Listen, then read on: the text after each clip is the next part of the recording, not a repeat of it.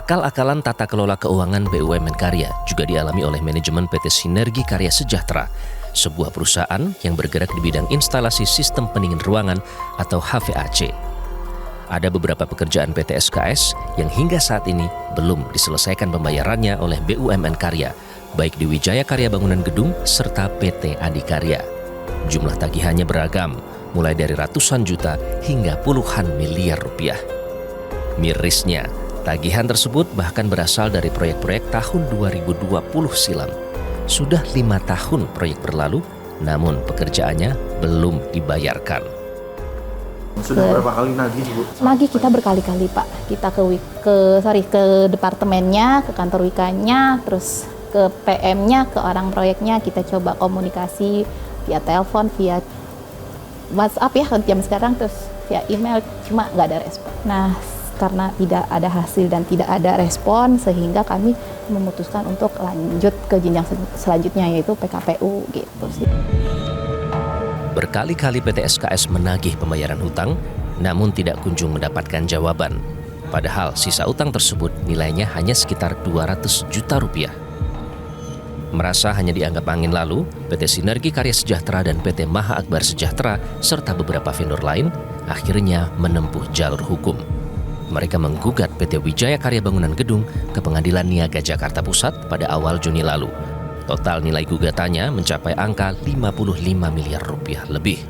Anehnya, setelah proses persidangan pertama digelar, PT Wika Bangunan Gedung buru-buru menyicil sisa tagihan. Piutang PT SKS kini tersisa sekitar 100 juta rupiah. Sementara klaim tagihan PT Maha Akbar Sejahtera sebesar 10,5 miliar rupiah lebih belum juga mendapatkan kejelasan. Kalau di total dengan para vendor yang datang ke kita, mungkin hampir sekitar 55 M lebih itu ada tagihan Wika Gedung yang belum terbayar hari ini. Kita heran karena ketika vendor-vendor besar dan langganan Wika Gedung ini sudah teriak dalam artian tagihan mereka sudah terbayar, artinya kan kita harus pertanyakan sisi keuangan Wika Gedung seperti apa hari ini. Dispute-nya cukup unik untuk yang PT Maha karena ada perhitungan-perhitungan yang menurut WG itu harus dipotong. Total misalnya 10 M, menurut WG itu hanya 6,5 miliar. Yang awalnya bahkan diakuin hanya 4,5 miliar. Ditemui tim realitas usai sidang gugatan PKPU di Pengadilan Niaga Jakarta Pusat, kuasa hukum PT Wijaya Karya Bangunan Gedung hanya menjawab normatif soal panen gugatan PKPU. Sementara soal utang piutang dianggap sebagai miskomunikasi belaka.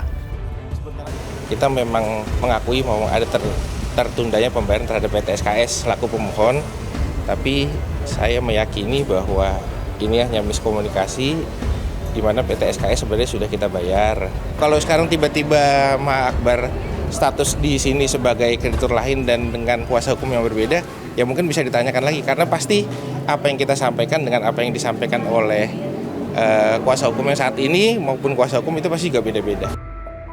Tagihan tidak hanya kepada PT Wika Bangunan Gedung, PT SKS juga mengklaim memiliki sejumlah tagihan lain. Piutangnya ke PT Adikarya nilainya bahkan lebih besar, mencapai 25 miliar rupiah lebih. Jumlah tagihan itu merupakan akumulasi nilai kontrak pekerjaan yang berlangsung sejak tahun 2020. Lagi-lagi, pekerjaan proyek sudah kelar, tagihan tak dibayar. Selama proses penagihan ke PT Adikarya, PT SKS juga sempat ditawari sejumlah proyek pekerjaan baru. Patut diduga, Adikarya juga melakukan sistem set-off. Kamu selesaikan yang ini, nanti kamu yang ini gitu. Kurang lebih sih seperti itu ya, kurang lebihnya. Selalu ditawarkan lagi ketika nagih? Enggak selalu sih, tapi ya ada beberapa kali gitu. Ada beberapa kali. Nilainya gede nggak Bu yang ditawarkan kalau itu biasanya? Sama sih biasanya. Iya, betul. Artinya sekarang yang paling banyak menumpuk itu yang di karya yang iya, tagihan kami terbesar di situ, betul. Total berapa sih kalau dihitung tadi tuh? Tadi yang saya sampaikan nilainya 20-an ya? 20-an. Betul, yang udah jadi tagihan dan belum terbayar. Penelusuran realitas pada laman Sistem Informasi Penelusuran Perkara SIPP Pengadilan Niaga Jakarta Pusat, sejak 2 tahun terakhir, persisnya hingga Juli 2025, sejumlah perusahaan BUMN Karya memang sedang panen gugatan.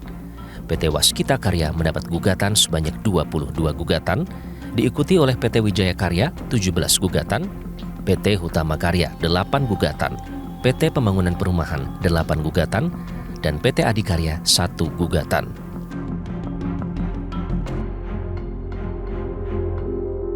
Tim Realitas menemui pihak PT Adikarya, salah satu BUMN karya yang disebut masih memiliki sejumlah tagihan kepada para subkontraktor. Bani Iqbal, Direktur Keuangan PT Adikarya mengungkap, saat ini terjadi perubahan sistem pembiayaan proyek oleh perbankan yang berdampak pada terhambatnya pembayaran kepada sejumlah vendor. Sistem set-off pembayaran proyek disebut sebagai cara untuk menjamin keberlanjutan proyek dan perusahaan. Pak Bani, terakhir itu ada sejumlah vendor yang mengajukan PKPU ya. Dalam catatan kami itu ke PN Pusat karena piutang mereka yang belum dibayarkan oleh PT Adikarya, Pak. Bagaimana tanggapan perusahaan terkait dengan hal itu? Memang yang kita bisa ambil lesson dari somasi dari PKPU itu adalah kurangnya komunikasi yang intens terhadap subkon vendor kita. Mereka itu merasa lost contact, prinsipnya kita accessible kok, open, transparan. Dan kalau mereka misalnya menagih, kondisinya sepanjang ada dokumen, ada bukti, dan progresnya itu juga tercatat di sistem kami dan bisa kita rekonsiliasi dengan baik, ya kita bisa menyelesaikan hutang-hutang tersebut. Tapi kembali lagi, memang pada saat penyelesaiannya ini perlu melihat kondisi stabilitas keuangan. Ya, terkait mekanisme set-off itu Pak, ya salah satu langkah yang ditempuh.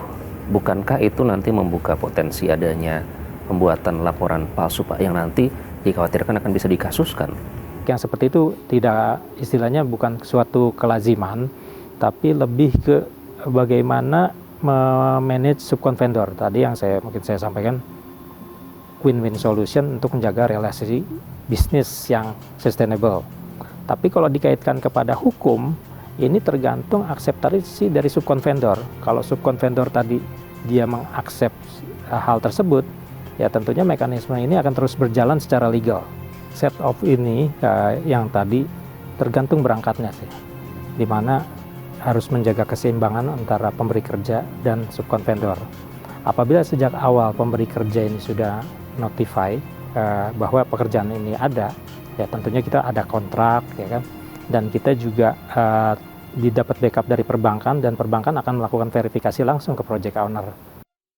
Kami baru saja mendapatkan konfirmasi langsung dari Direktur Keuangan PT Adikarya, salah satu BUMN karya. Di situ dinyatakan bahwa yang pertama terkait dengan vendor-vendor yang belum dibayar. Nah, dinyatakan bahwa dengan kondisi keuangan yang ada saat ini dan berbagai faktor yang mempengaruhinya, permasalahan tersebut akan segera diselesaikan meskipun secara bertahap.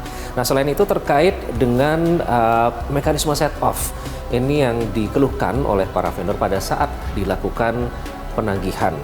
Dinyatakan bahwa hal tersebut sebenarnya tidak lazim dan dilakukan oleh BUMN karya pada masa yang sudah lampau. Nah, di satu sisi ini memang untuk menjaga keberlanjutan pekerjaan dari vendor-vendor tersebut. Tapi di sisi lain, ternyata praktek-praktek tersebut sering disalahgunakan oleh oknum-oknum yang tidak bertanggung jawab. Kankernya udah parah, kas nggak ada duit, refinansi nggak ada, vendor nggak dibayar.